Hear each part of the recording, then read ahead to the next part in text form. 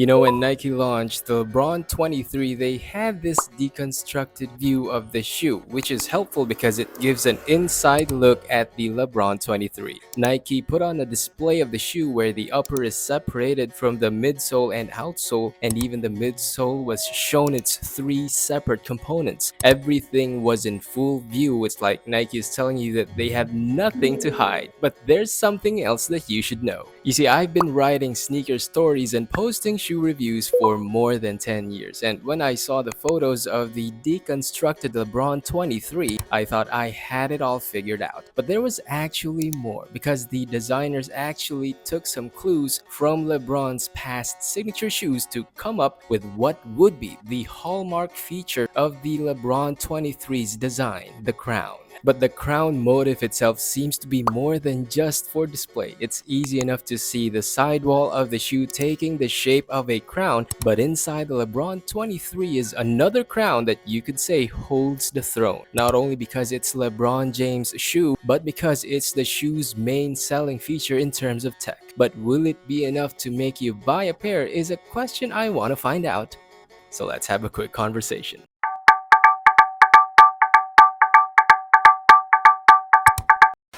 The main object where innovation and narrative converge in the LeBron 23 is the crown logo. It's been a symbol for LeBron that doubles as a technological feature in the Nike LeBron 23. You'll quickly notice that the sidewall wrapping around the shoe takes the shape of a crown. This is of course part of Nike's Forever King narrative for LeBron, and it also serves as a layer of reinforcement and for 360-degree support. But what if I tell you that this crown-shaped sidewall was in a LeBron shoe before? You see, the initial sketches for the LeBron 23 give clues. They reveal that the crown-shaped sidewall first took form in the Nike LeBron 4. That shoe was originally released in 2006. It may not seem like it at first, but the initial sketches for the LeBron 23 show that the inspiration was there. The designers of the LeBron 23 saw it in the LeBron 4, even though at the time when it was released, the sidewall was not exactly designed to look like a crown. The LeBron 4 was not just another basketball shoe. For Nike, it was a game changer. It was the first to bring back foam posite since 2003, rocking a bold no midsole design and packed with details built for LeBron to dominate. From the grooved sole to the snug elastic bands, this thing was made to play like a tank on the court, although you may probably remember that it's also one of the heaviest pairs to ball in. But did you know that the LeBron 23 had this one other crown that the LeBron 4 did not have?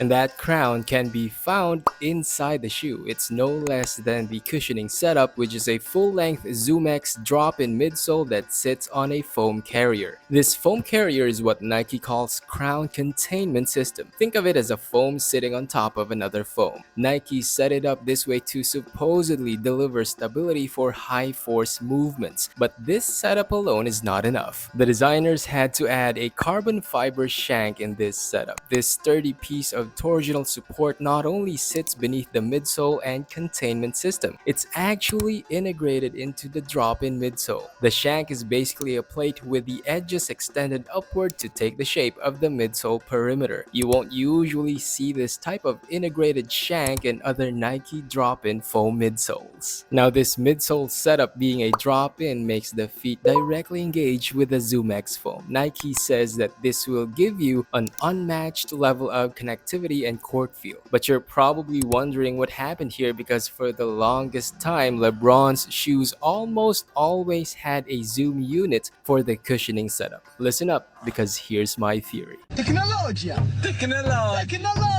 My theory is that there will be an elite version, and it will be the one to have a zoom unit, or maybe even two. This is not completely without basis, because if you go back to the design sketch for the LeBron 23, there's one shoe shoe design that looks somewhat different from all the rest. This is the shoe design, and it has what looks like a high-cut sock line inner booty section. At the top is the word elite. A similar elite concept can be found at the bottom of the same group of sketches. It also shows the LeBron 23 with a high-cut sock-like material, and it has the caption elite cuff. You can also see a similar design concept at the lower left corner of the canvas, where there are two seemingly unfinished designs with an extended cuff. But you're still probably wondering, because even if these are elite versions, they still don't show anything about the cushioning. I mean, I could be wrong and I could inadvertently be getting your hopes up, but I have a strange feeling Nike will reattempt an elite version of a LeBron shoe this time around. And I think one way to do that in the LeBron 23 is to add a zoom unit in the crown containment system. It could be a full-length zoom unit replacing the ZoomX foam, or it could be zoom bags embedded on the ZoomX foam itself. There are many ways Nike can add a zoom unit in the LeBron 23's cushioning setup.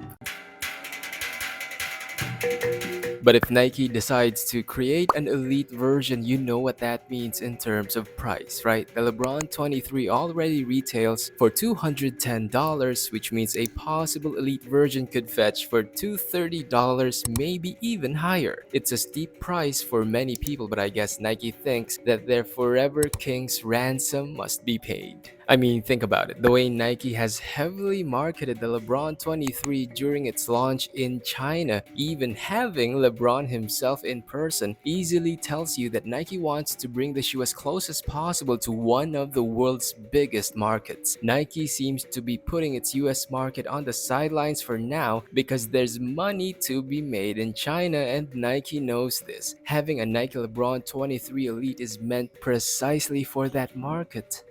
But let me know what you think. Hey man, thanks for watching. You can support me by joining my channel membership. Thanks, and I hope to see you on the next one.